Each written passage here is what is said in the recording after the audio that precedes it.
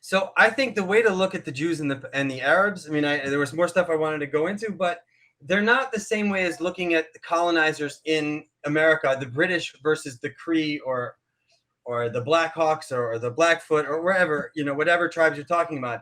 Those people were clearly from Europe, very, very far away, spoke a completely unrelated language and had no connection to the to the place that you're living. So the idea that the conflict between the Jews and the Arabs, who are two people that have been living essentially, within driving distance of each other. I mean, the boundaries between here and where Arab speaking people lived 4,000 years ago, I could drive to in like 4 hours. So it's they were a bordering set of tribes. Both tribes spoke a Semitic language. In fact, ancient Arabic, the Quran, if I read it, because I'm familiar with Hebrew, the majority of the words I can understand because I know Hebrew. Now, modern Arabic, like modern Palestinian Arabic, is like 30% Hebrew, but like ancient Arabic is like very, very similar to Hebrew. There are so many, ancient connections between like the people, the Yehud, the people who became the Yehuda tribe, the Jews. They were living in a part of what's now Arabia, northwest Saudi Arabia, and they were attested to in Egyptian writing. They're called the Shasu of Yahu, right? They were the shepherds who lived in a place Yahu, and Yahu is the name of their god, and that's where we get the name of God that we don't say, which comes from an Arabic word which means Hawa, which means love in an ancient Arabic. Also, several of the Jewish customs of they were anti-iconoclastic. They didn't believe you could have statues. So when the Israelites came here, and the Israelites were actually Hebrew-speaking people that were living amongst the Arabs, but they picked up this custom of not having images, and they would smash images of statues of all the other Canaanites, and their burial customs they had picked up from living amongst the Arabs. There's Moses married a woman whose name a Midianite. Midianite was an Arabic-speaking tribe that lived in what's now southern Israel, southern Jordan, and a large number of these people came and joined the Israelites when they came to take over the land. There were people called the Nabateans who lived in the Negev about 2,500 years ago, who were just moved from what's now Jordan. And the Eturians were also another tribe who lived in the Galilee, and they converted to Judaism and adopted Jewish rites. So there's so much interplay between the Jews and the Arabs for thousands of years, and these two tribes believe they share common ancestry. We have a mythology that we are descended from this guy named Abraham, and we both believe that story, and we believed that story 2,000 years ago. So it's not the same way as looking at like you're going to equate the struggle between the Jews and the Palestinians and all of a sudden apply that and make white Australians indigenous. That's not it. There's no way you're going to dig in 1,000 years ago and find white people in Australia. That's not a real concern. But here, you can dig up bones in the land I live in and find that they share a huge amount of ancestry with Arabic speaking people or speaking, Palestinian Arabic with their ancestors.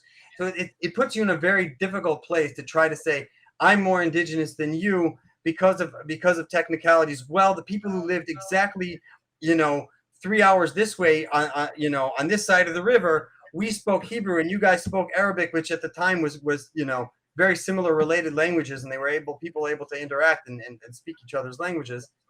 And to say that therefore I'm more indigenous to this part, even though most of their ancestry is actually Hebrew, even though they've adopted sort of the neighboring tribe's culture. Yeah. So I feel like you need to have some kind of gray area in this subject if you want to get to that place of mutual respect, which is there is. Yeah.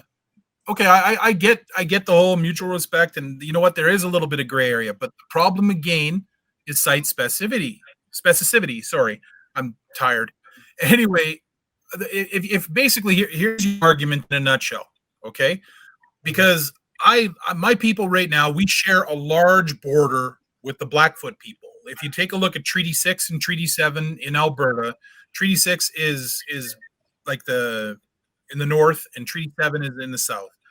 You take a look, there's a massive shared border. Intertribal marriage was actually a thing, sure. and then to be blunt, intertribal stealing of women was a thing. Okay, so we do share DNA with Blackfoot and Cree. There's back and forth constantly. That doesn't make a Cree person indigenous to Blackfoot territory or a Blackfoot person indigenous to Cree territory. There are territories involved here. Now, I don't. I get what you're saying, and I compared to a white person, a Blackfoot is more your fellow native to North America yeah. than someone from France.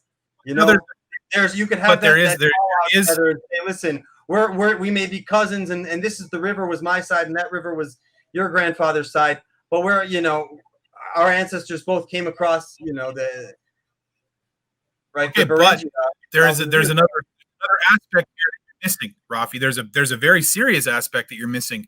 You're ignoring the fact that one of the cousins decided to colonize the other, which is the only reason that I compare Arabs to white people in Canada is really simple.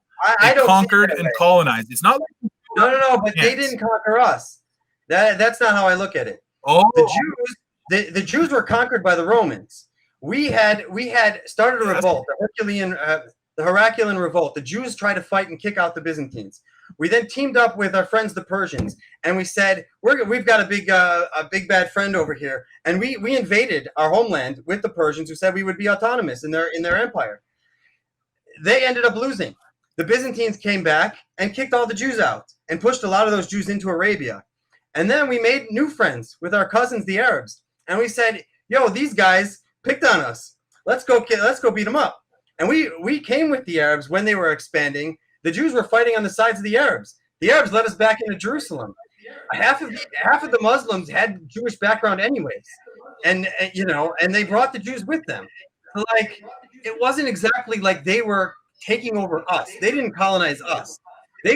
We sort of brought them with us to retake our homeland. And yes, the religion sort of became, mixed up in terms of who's. I'm sorry, right, Rafi.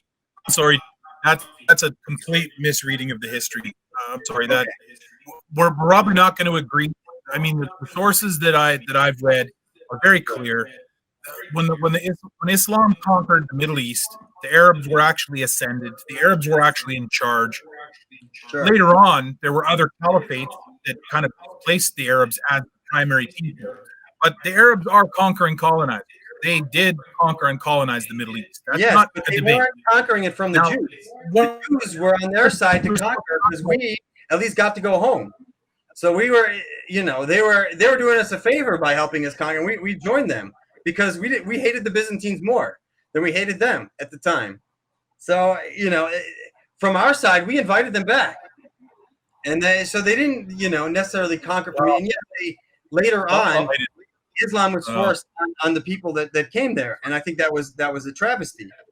But that doesn't mean that my Palestinians, who are my sort of long lost cousins who were pressured to convert to Islam, are now no longer indigenous because they've adopted some aspects of Arab culture and are living in this gray area. But again, now you're using very demeaning language. You're saying they adopted some. They didn't. They formally adopted an identity.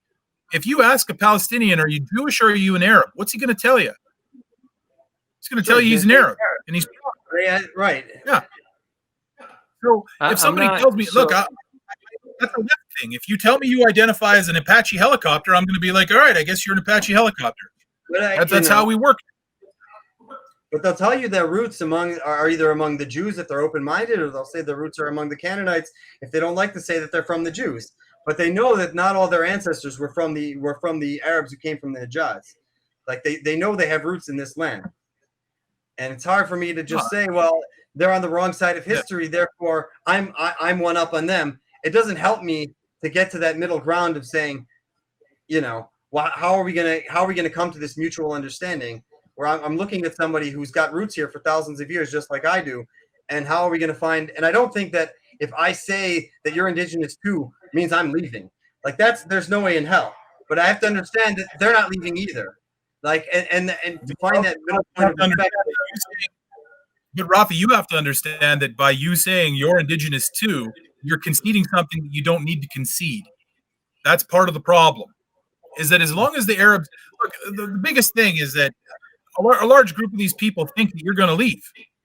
Like, even read the comments. There are. Ryan, I actually think to say, listen, if we agree that we're both from here, and we start with the premise that nobody's leaving, we're gonna have to find a way to get along.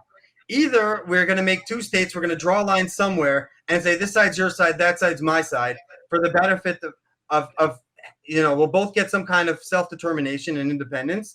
In exchange, I'll lose at least some access to what I consider my sacred sites.